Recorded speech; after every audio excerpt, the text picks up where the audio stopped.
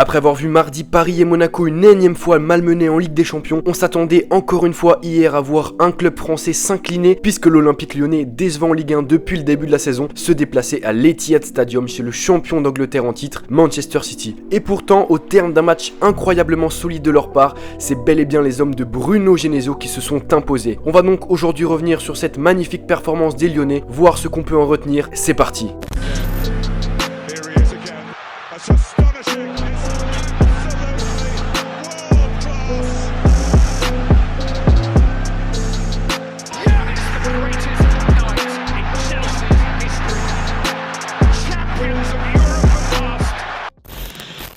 Loin d'être favoris avant le match, les Lyonnais l'ont pourtant commencé de la meilleure des manières en prenant véritablement les joueurs de City à la gorge avec un pressing haut et intense. Peut-être un peu trop confiants avant le match quant à eux, les Citizens ont semblé surpris par l'entrain des Lyonnais et dès la 26e minute de jeu, c'est bien les joueurs de l'OL qui ont ouvert le score par l'intermédiaire de Maxwell Cornet après une erreur de Delph. Et alors qu'on aurait pu croire qu'après avoir ouvert le score, les Lyonnais allaient se contenter de défendre face à un club largement favori, ça a été tout le contraire puisque l'Olympique Lyonnais a continué à attaquer, l'Olympique Lyonnais a continue à faire son pressing, l'Olympique Lyonnais a continué à nous faire plaisir et après un exploit individuel, le capitaine lyonnais Nabil Fekir a doublé la mise à la 43e minute de jeu. Physiquement et techniquement au-dessus en deuxième période, les joueurs de Guardiola ont fait que pousser, ont mis le danger sur le but d'Anthony Lopez, mais malgré la réduction du score de Bernardo Silva à la 67e minute de jeu, c'est bien l'Olympique Lyonnais qui s'est imposé hier soir. Et la première chose à retenir de ce match, c'est qu'hier, Bruno Genesio a été tactiquement supérieur à Guardiola. En effet, face au maître tacticien espagnol, l'entraîneur de l'OL a aligné un inédit 4-4-1-1 qui a permis au bloc lyonnais de rester compact et de ne laisser que très peu d'espace aux joueurs de Manchester City. Et en plus de ce schéma tactique, Genesio a demandé à ses joueurs d'effectuer un pressing haut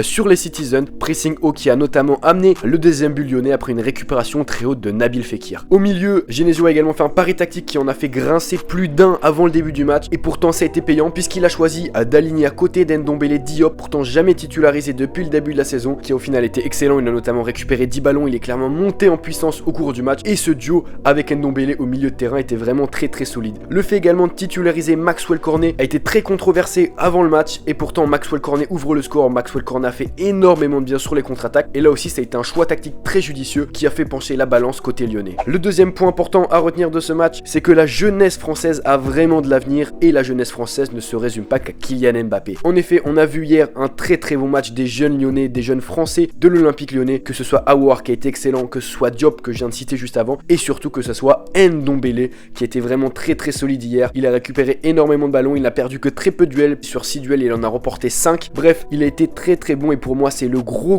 point positif côté lyonnais hier. Il a vraiment mangé le milieu de terrain de Manchester City. Enfin, troisième et dernière conclusion qu'on peut tirer du match d'hier, c'est que le niveau de la Ligue 1 n'est pas si mauvais, n'est pas si catastrophique que ce qu'on veut l'entendre. En effet, l'OL a clairement mis en difficulté hier le champion d'Angleterre en titre, Manchester City, qui est selon les bookmakers le grand favori à la victoire finale de Ligue des Champions, et l'OL a réussi à les mettre en difficulté alors que ce début de saison lyonnais dans le championnat français est très compliqué. Ils ont été accrochés par Caen, ils ont été accrochés par Nice, ils ont été accrochés par Reims. Bref, évidemment c'est pas le même genre de match, il n'y a pas la même envie, voilà, les joueurs ont beaucoup plus envie de jouer la Ligue des Champions que la Ligue 1, mais en revanche ça remet clairement en question l'excuse qui est souvent utilisée par les Parisiens, selon laquelle la Ligue 1 est beaucoup trop faible pour Paris et selon laquelle du coup la Ligue 1 empêche Paris de bien se préparer au gros match en Champions League. Et donc voilà les gars, c'est déjà la fin de la vidéo, j'espère que vous avez apprécié. Petite analyse qui est sortie assez tard, je m'en excuse, voilà, je suis sorti des cours assez tard également, vous connaissez ce gros problème. Bref, on se retrouve très rapidement pour une autre vidéo, peut-être l'analyse du match de l'OM qui joue tout à l'heure, en espérant qu'il fasse un bon résultat. On se retrouve donc très rapidement les gars, c'était Val, peace.